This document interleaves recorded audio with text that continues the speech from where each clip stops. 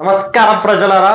గౌరవనీయులైన రాహుల్ గాంధీ గారి పైన, సోనియా గాంధీ గారి పైన బీజేపీ గవర్నమెంట్ ఈడీ ద్వారా ఒక తప్పుడు కేసులను వినిపించింది. ఈ హెరాల్డ్ ఏదైతే ఉందో సంస్థ, అదొక నాన్ ప్రాఫిటబుల్ ఆర్గనైజేషన్. అది ప్రాఫిట్ తీసుకునే సంస్థ కాదు. ఇప్పుడు వాళ్ళు ఏం చేశారు? మనీ లాండరింగ్ అయిందని కేసు పెట్టారు. మనీ లాండరింగ్ అయిందంటే అక్కడ ట్రాన్సాక్షన్స్ అయి ఉండాలి కదా. అక్కడ ట్రాన్సాక్షన్, మనీ ట్రాన్సాక్షన్ కాలేదు, ప్రాపర్టీ ట్రాన్సాక్షన్ కాలేదు. మరి ఏ రకంగా మనీ లాండరింగ్ కేసు అయిందని అంటారు?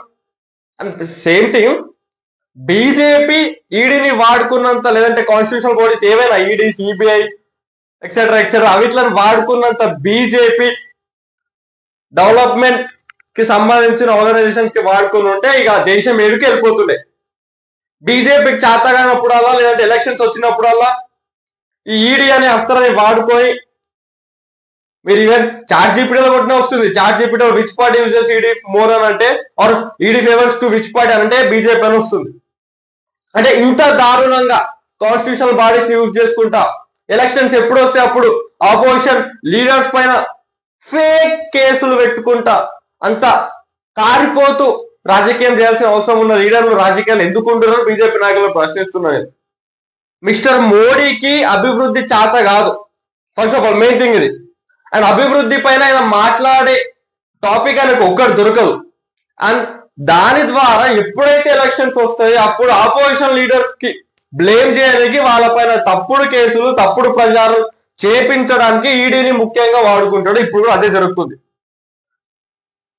శ్రీమతి సోనియా గాంధీ గారైనా, రాహుల్ గాంధీ గారైనా, అంటే గాంధీ కుటుంబంలో అందరు, వాళ్ళ రక్తాలు దేశం మట్టితో కలిసిపోయినాయి. ఇందిరాగాంధీ గారి చివరి రక్తం బొట్టు ఈ దేశం కోసమే పోయింది. రాజీవ్ గాంధీ గారి చివరి రక్తం బొట్టు ఈ దేశం కోసం పోయింది. నెహ్రూ గారు వాళ్ళ జీవితాంతం ఈ దేశం కోసం ఇది చేశారు. ఫిరోజ్ గాంధీ గారు జీవితాంతం ఈ దేశం కోసమే పనిచేశారు. అత్త పోయినాక, మొగుడు పోయినాక సోనియా గాంధీ గారు ఈ దేశం కోసమే పనిచేసారు. వాళ్ళకు మనీ లాండరింగ్ చేసే అంత దౌర్భాగ్యం పట్టలేదయ్యా. ఒకవేళ నిజంగానే పట్టింది, వాళ్ళు చేసిరు అని అనుకున్నా కానీ 12 సంవత్సరాలుగా ఏం బిక్తుంది బీజేపీ పార్టీ? అంటే 12 సంవత్సరాలు ఈడీ పేర్లేనట్టే కదా. ఇప్పుడు ఎలక్షన్స్ వచ్చినప్పుడే వీళ్ళకి గుర్తుకొస్తాయి ఇవన్నీ. ఇది ఒక తప్పుడు ఫేక్ కేసు. దీన్ని ఖచ్చితంగా కాంగ్రెస్ పార్టీ అడ్డుకుంటది, కాంగ్రెస్ పార్టీ ప్రజలు అడ్డుకుంటారు. న్యాయస్థానాల పైన కాంగ్రెస్ పార్టీకి పూర్తి విశ్వాసం ఉంది కాబట్టి విల్ ఫైట్ ఇన్ కోర్ట్. ఈ చెత్తగాలతో, బక్వాస్ బేవాస్ బీజేపీ నాయకులతో కొట్లాడాల్సిన అవసరం లేదు.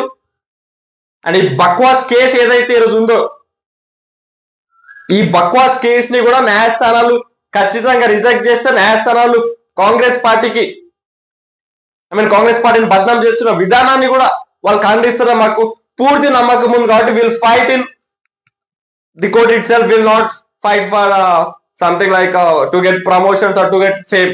Will fight for justice. ఈ బక్వాస్ బీజేపీ వాళ్ళతో మేము ఆర్గ్యుమెంట్ పెట్టుకోదలుచుకోలేము.